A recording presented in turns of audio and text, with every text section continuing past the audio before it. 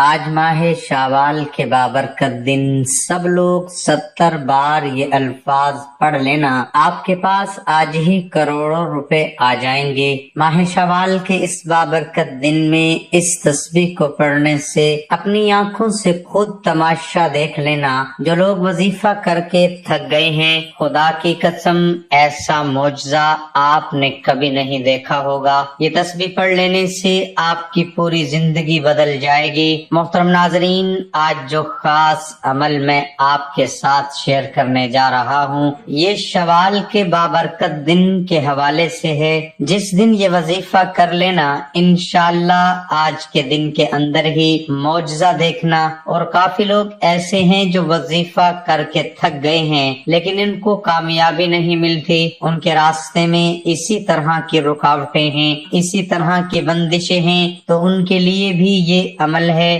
وہ بھی اس وظیفے کو کر لیں۔ انشاءاللہ اللہ پاک ایسا معجزہ فرمائیں گے، اللہ پاک ایسا کرم فرمائیں گے، تمام مشکلات، تمام پریشانیاں ختم ہو جائیں گی۔ محترم ناظرین، نبی کریم صلی اللہ علیہ وسلم نے فرمایا، اے عبداللہ بن قیس، کیا میں تمہیں جنت کے خزانوں میں سے ایک خزانے کے متعلق نہ بتاؤں؟ میں نے عرض کیا، یا رسول اللہ صلی اللہ علیہ وسلم، کیوں نہیں، ضرور بتائیے۔ تو آپ صلی اللہ علیہ وسلم نے فرمایا، بس تم کہو نا، گناہ سے بچنے کی ہمت ہے، نہ نیکی کرنے کی طاقت، اور اللہ کی توفیق صحیح ہے۔ بخاری اور مسلم نے اس کو روایت کیا ہے۔ تو میرے بھائیوں، آج کا یہ جو وظیفہ ہے، کتنی تعداد میں پڑھنا ہے، کس وقت پڑھنا ہے، اور یہ وظیفہ پڑھنے سے کیا کیا فوائد آپ کو ملیں گے، وہ سارا کا سارا بتائیں گے۔ آج کے اس خاص ویڈیو میں میرے بھائیوں یاد رکھنا، 3 گناہ معاف نہیں ہوں گے۔ حضرت ابن عباس رضی اللہ تعالی عنہ سے روایت ہے کہ نبی اکرم صلی اللہ علیہ وسلم نے فرمایا کہ اللہ تعالی 3 قسم کے گناہ معاف نہیں کرے گا، ان گناہوں کے علاوہ جس قدر گناہ ہوں گے ان کو معاف کر دے گا، لیکن ان 3 گناہوں کو کبھی معاف نہیں کرے گا۔ وہ 3 گناہ کون سے ہیں؟ اللہ تعالیٰ کے ساتھ کسی کو شریک ٹھہرانا، دوسرے نمبر پر جادو کرنا ہو یا کروانا ہو، اور تیسرے نمبر پر اپنے مسلمان بھائی کے ساتھ حسد کرنا۔ اور جو پہلا ہے اس کی تشریح کچھ اس طرح سے ہے، اگر کوئی آدمی ان گناہوں سے توبہ کیے بغیر مر جاتا ہے تو اس کو معاف نہیں کیا جائے گا۔ ان گناہوں کے علاوہ جتنے گناہ ہوں گے، اگر اللہ چاہے گا معاف کر دے گا۔ شرک اس قدر سنگین جرم ہے کہ شرک کرنے والے آدمی کا کوئی عمل قبول نہیں کیا جاتا۔ اسی طرح جادو جو ہے، یہ وہ بدترین گناہ ہے جو آدمی کو ایمان سے خارج کر دیتا ہے۔ حسد یہ ایسا زہریلا گناہ ہے جو آدمی کی صالحہ سال کی تمام نمازیں، تلاوت، صدقات اور دیگر عبادات ایک لمحے میں برباد کر دیتا ہے۔ لیکن آج کل کیا ہے، ہم کسی اپنے بھائی کی اچھی گاڑی، اچھا اس کا لائف سٹائل دیکھ لیتے ہیں تو ہم حسد کرنا شروع کر دیتے ہیں۔ ہم یہ کہتے ہیں کہ اس کے پاس یہ کیوں آیا ہے، اس سے جیلس ہوتے ہیں، اور کسی کی اچھی چیز دیکھ کر اپنی قسمت گلا شکوہ مت کیا کرو، اللہ سے مانگا کرو، اللہ پاک ضرور عطا فرمائے گا۔ جب آپ کا یقین اس قدر پختہ ہوگا کہ اللہ دے گا تو اللہ پاک ضرور اپنے بندے کو عطا فرماتا ہے۔ یقین سب سے بڑی طاقت ہے۔ جب آپ کا یقین ہی نہیں ہوگا، جب آپ وظائف کر رہے ہیں، نمازیں پڑھ رہے ہیں، آپ کو یقین ہی نہیں ہے کہ پتہ نہیں اس وظیفے سے مجھے کچھ ملے گا یا نہیں، تو پھر انسان کو جب یقین ہی نہیں ہوتا تو پھر اس کے وظائفوں میں اثر ہی نہیں ہوتا۔ جادو جو ہے وہ ہمارے معاشرے میں یہ بھی ایک بہت بڑی گندی چیز ہے۔ تو جو اس سے جیلس ہوتے ہیں وہ کہتے ہیں کسی طرح یہ چیز اس سے ختم ہو جائے، اس کے پاس نہ رہے، تو اس پر جادو جنات اس طرح کی چیزیں شروع کر دیتے ہیں۔ اس سے بھی کوشش کیا کرو، بچا کرو۔ انشاءاللہ اللہ پاک آپ کو اپنی حفظ و امان میں رکھے، اور خاص طور پر ہر صبح و شام سورۃ فلق اور سورۃ ناس کی تلاوت کر لیا کرو۔ اس سے بھی اللہ پاک آپ کو اپنے حفظ و امان میں رکھے گا۔ حضور صلی اللہ علیہ وسلم کے بڑے صاحبزادے حضرت قاسم رضی اللہ عنہ کی وفات کے بعد جب ان کے چھوٹے صاحبزادے کا بھی انتقال ہو گیا تو عرب کے کفار بہت خوش ہوئے۔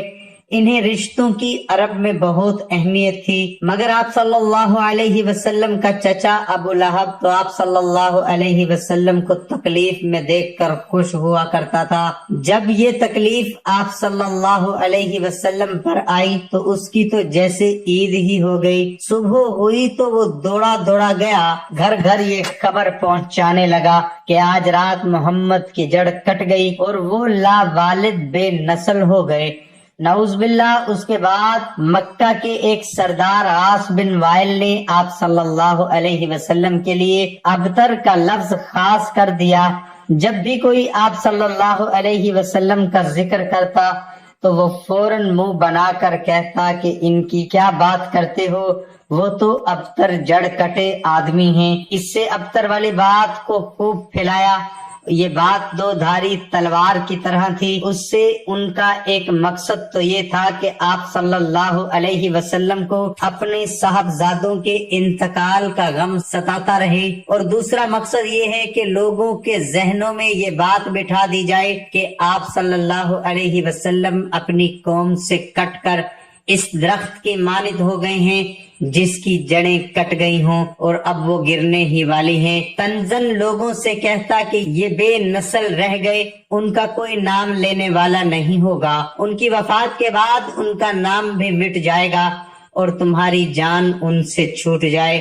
اپنی قوم سے تو یہ تب ہی لا تعلق ہو گئے تھے جب انہوں نے اس کے شرک کو اعلانیہ برا بھلا کہا تھا۔ تجارت ان کی تباہ ہو گئی اور بیٹے ان کے نہ رہے، اب تو یہ بے نسل رہ گئے ہیں۔ یہ تھے وہ انتہائی دل شکل حالات جن میں سورہ کوثر نازل کی گئی۔ قریش اس لیے آپ صلی اللہ علیہ وسلم سے بگڑے تھے کہ آپ صلی اللہ علیہ وسلم صرف ایک اللہ کی بندگی عبادت کرتے تھے اور کفار کے شرک کی مخالفت کرتے تھے۔ اسی وجہ سے پوری قوم میں آپ صلی اللہ علیہ وسلم کو جو مرتبہ نبوت سے پہلے حاصل تھا وہ چھین لیا گیا۔ برادری آپ صلی اللہ علیہ وسلم کی مخالف ہو گئی۔ آپ صلی اللہ علیہ وسلم کے چند مٹھی برساتی بے یار و مددگار اور ظلم و ستم کا شکار تھے۔ اس پر مزید ایک بیٹے کی وفات سے غموں کا پہاڑ ٹوٹ پڑا تھا۔ اس موقع پر عزیزوں، رشتہ داروں، قبیلے اور ہمسایوں کی طرف سے ہمدردی، تعزیت کی بجائے وہ خوشیاں منائی جا رہی تھیں اور وہ باتیں بنائی جا رہی تھیں جو ایک شریف دل انسان کے لیے دل توڑ دینے والی تھی۔ جس انسان نے اپنے تو اپنے غیروں سے بھی ہمیشہ نیک سلوک کیا تھا، اس موقع پر اللہ نے لفظ ابتر کے مقابلے میں سورۃ کوثر کو نازل فرمایا۔ مختصر سے فکرے میں آپ صلی اللہ علیہ وسلم کو وہ خوشخبری دی گئی جو پہلے کبھی کسی کو نہ دی گئی تھی، اور ساتھ ہی یہ فیصلہ بھی سنا دیا کہ آپ صلی اللہ علیہ وسلم کے مخالفوں کی ہی جڑ کٹ جائے گی، یہی ابتر وہ بے نام و نشان ہو جائیں گے۔ اے نبی، ہم نے تمہیں کوثر عطا کر دیا، پس تم اپنے رب ہی کے لیے نماز پڑھو اور قربانی ذکر، بے شک تمہارا دشمن ہی جڑ کٹا ہے۔ القرآن۔ سورۃ کوثر جب یہ سورت نازل ہوئی اور آپ صلی اللہ علیہ وسلم نے مخالفین کے سامنے پڑھی تو وہ اس کے ادبی حسن سے مبہوت رہ گئے، لیکن انہیں لفظ کوثر کے بارے میں کچھ معلوم نہ تھا، چنانچہ وہ لفظ ابتر کو بھول گئے اور لفظ کوثر کے پیچھے پڑ گئے کہ آخر اس کا کیا مطلب ہے۔ لوگ ایک دوسرے سے پوچھنے لگے کہ یہ کوثر کیا ہے۔ لوگ ماہرین کلام کے آگے پیچھے پھرنے لگے۔ ہر بازار، ہر گلی، ہر کوچہ، ہر محفل میں بس ایک ہی لفظ کی ترکار رہ گئی۔ لفظ ابتر کے مقابلے میں لفظ کوثر کا حسن بہت زیادہ ہے، حتیٰ کہ لوگوں نے آپ صلی اللہ علیہ وسلم سے اور آپ صلی اللہ علیہ وسلم کے ساتھیوں سے رجوع کیا اور لفظ کوثر کا مطلب پوچھا۔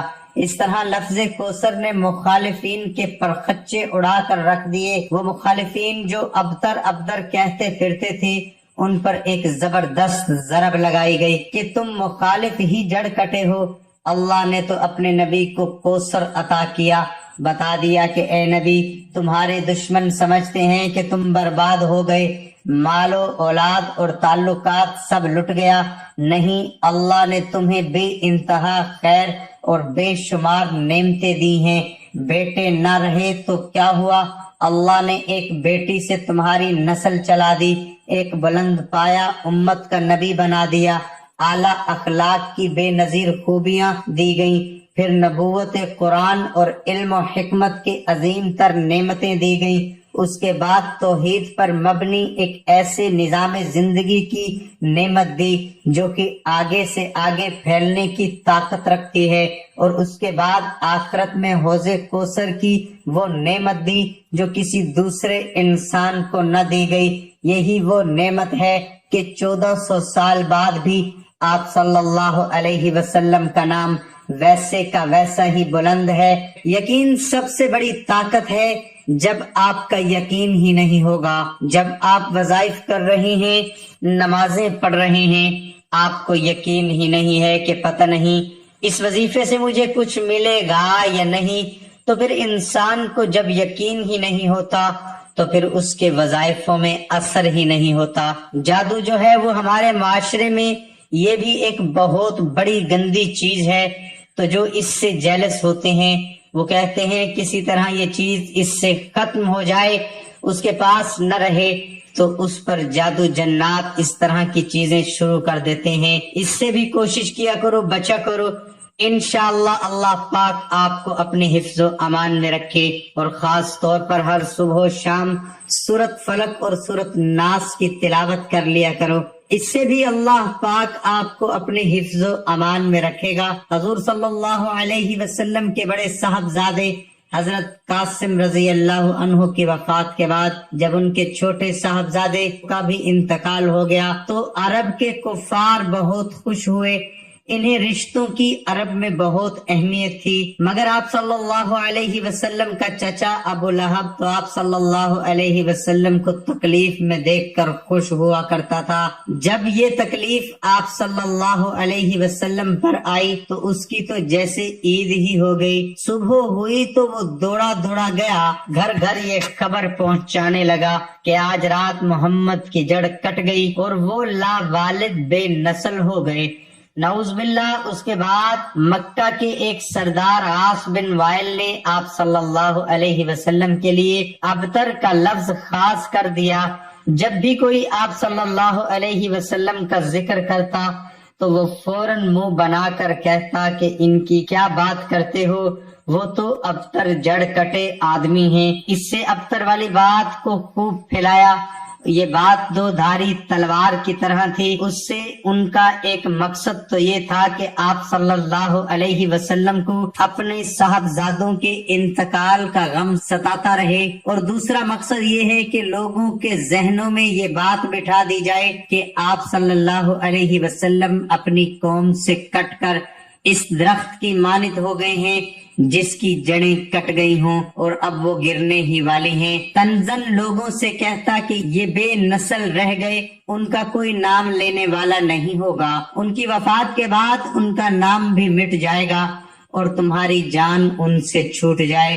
اپنی قوم سے تو یہ تب ہی لا تعلق ہو گئے تھے جب انہوں نے اس کے شرک کو اعلانیہ برا بھلا کہا تھا، تجارت ان کی تباہ ہو گئی اور بیٹے ان کے نہ رہے، اب تو یہ بے نسل رہ گئے ہیں۔ یہ تھے وہ انتہائی دل شکل حالات جن میں سورہ کوثر نازل کی گئی۔ قریش اس لیے آپ صلی اللہ علیہ وسلم سے بگڑے تھے کہ آپ صلی اللہ علیہ وسلم صرف ایک اللہ کی بندگی عبادت کرتے تھے اور کفار کے شرک کی مخالفت کرتے تھے۔ اسی وجہ سے پوری قوم میں آپ صلی اللہ علیہ وسلم کو جو مرتبہ نبوت سے پہلے حاصل تھا وہ چھین لیا گیا۔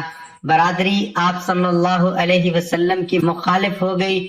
آپ صلی اللہ علیہ وسلم کے چند مٹھی برساتی بے یار و مددگار اور ظلم و ستم کا شکار تھے، اس پر مزید ایک بیٹے کی وفات سے غموں کا پہاڑ ٹوٹ پڑا تھا۔ اس موقع پر عزیزوں، رشتہ داروں، قبیلے اور ہمسایوں کی طرف سے ہمدردی، تعزیت کی بجائے وہ خوشیاں منائی جا رہی تھیں اور وہ باتیں بنائی جا رہی تھیں جو ایک شریف دل انسان کے لیے دل توڑ دینے والی تھی۔ جس انسان نے اپنے تو اپنے غیروں سے بھی ہمیشہ نیک سلوک کیا تھا، اس موقع پر اللہ نے لفظ ابتر کے مقابلے میں سورۃ کوثر کو نازل فرمایا۔ مختصر سے فکرے میں آپ صلی اللہ علیہ وسلم کو وہ خوشخبری دی گئی جو پہلے کبھی کسی کو نہ دی گئی تھی، اور ساتھ ہی یہ فیصلہ بھی سنا دیا کہ آپ صلی اللہ علیہ وسلم کے مخالفوں کی ہی جڑ کٹ جائے گی، یہی ابتر وہ بے نام و نشان ہو جائیں گے۔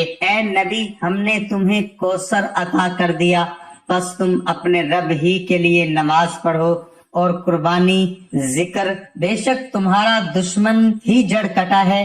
القرآن۔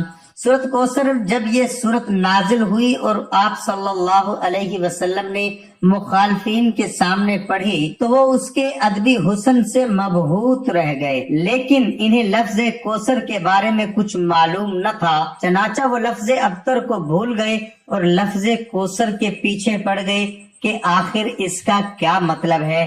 لوگ ایک دوسرے سے پوچھنے لگے کہ یہ کوثر کیا ہے۔ لوگ ماہرین کلام کے آگے پیچھے پھرنے لگے، ہر بازار، ہر گلی، ہر کوچہ، ہر محفل میں بس ایک ہی لفظ کی ترکار رہ گئی۔ لفظ ابتر کے مقابلے میں لفظ کوثر کا حسن بہت زیادہ ہے، حتیٰ کہ لوگوں نے آپ صلی اللہ علیہ وسلم سے اور آپ صلی اللہ علیہ وسلم کے ساتھیوں سے رجوع کیا اور لفظ کوثر کا مطلب پوچھا۔ اس طرح لفظ کوثر نے مخالفین کے پرخچے اڑا کر رکھ دیے۔ وہ مخالفین جو ابتر ابتر کہتے پھرتے تھے، ان پر ایک زبردست ضرب لگائی گئی کہ تم مخالف ہی جڑ کٹے ہو، اللہ نے تو اپنے نبی کو کوثر عطا کیا، بتا دیا کہ اے نبی، تمہارے دشمن سمجھتے ہیں کہ تم برباد ہو گئے، مال و اولاد اور تعلقات سب لٹ گیا، نہیں، اللہ نے تمہیں بے انتہا خیر اور بے شمار نعمتیں دی ہیں۔ بیٹے نہ رہے تو کیا ہوا، اللہ نے ایک بیٹی سے تمہاری نسل چلا دی، ایک بلند پایا امت کا نبی بنا دیا، اعلیٰ اخلاق کی بے نظیر خوبیاں دی گئیں، پھر نبوت قرآن اور علم و حکمت کے عظیم تر نعمتیں دی گئیں، اس کے بعد توحید پر مبنی ایک ایسے نظام زندگی کی نعمت دی جو کہ آگے سے آگے پھیلنے کی طاقت رکھتی ہے، اور اس کے بعد آخرت میں حوض کوثر کی وہ نعمت دی جو کسی دوسرے انسان کو نہ دی گئی۔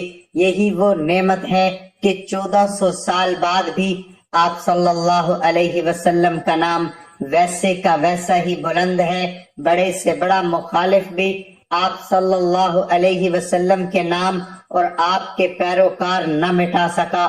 یہی وہ خیر کثیر ہے کہ آپ صلی اللہ علیہ وسلم کی امت دنیا میں دین حق کی علمدار بن گئی، جس سے زیادہ پاکیزہ، نیک اور بلند پایا انسان دوسری کسی امت میں پیدا نہ ہوئے، اور یہی وہ امت ہے جو بگاڑ کی حالت کو پہنچ کر بھی سب سے زیادہ خیر کی عنصر اپنے اندر لیے ہوئے ہے۔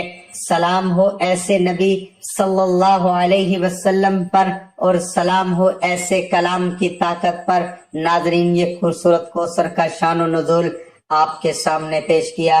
اب چلتے ہیں وظیفے کی جانب۔ محترم ناظرین، جن لوگوں کے اوپر قرض ہے یا جو لوگ کسی بھی وجہ سے مالی تنگی کا شکار ہیں، غرض ہے کہ اترنے کا نام ہی نہیں لیتا، مسائل بڑھتے ہی جا رہے ہیں، تو میں خود قرض میں رہا ہوں، مجھے پتا ہے کہ اتنی بڑی رسوائی ہوتی ہے، تکلیف ہوتی ہے، لوگوں کی باتیں سننی پڑتی ہیں، تو اس وجہ سے قرض سے ہمیشہ پناہ مانگا کرو۔ اللہ پاک سے دعا ہے اللہ پاک آپ تمام لوگوں کے قرض سے محفوظ رکھے، کیونکہ انسان جب ایک دفعہ مقروض ہو جاتا ہے، قرض میں ڈوب جاتا ہے، تو پھر اس کو پریشانی اور مصیبت گھیر لیتی ہے، اس کو ایسی ایسی جگہ سے پریشانیاں آ جاتی ہیں، اس کی راتوں کی نیند اڑ جاتی ہے۔ تو اللہ پاک سے دعا ہے کہ اے میرے اللہ، میرے جتنے بھی بھائی بہن دوست ہیں ان کو قرض سے محفوظ رکھنا۔ میرے بھائیوں، ماہ شوال کے بابرکت دن میں آپ نے کثرت کے ساتھ یہ کلمات لا حول ولا قوت الا باللہ کثرت کے ساتھ پڑھ لینا ہے۔ کثرت کا مطلب ہے کہ 313 مرتبہ آپ نے لازمی پڑھنے ہیں، کسی بھی نماز کے بعد بھی 313 مرتبہ، یا جس وقت آپ کو ٹائم ملے تب بھی 313 مرتبہ، اس سے زیادہ اگر کوئی پڑھنا چاہے تو وہ بھی پڑھ سکتا ہے۔ اور اس کے ساتھ سورۃ کوثر کو بھی آپ نے 100 کی تعداد میں پڑھنا ہے۔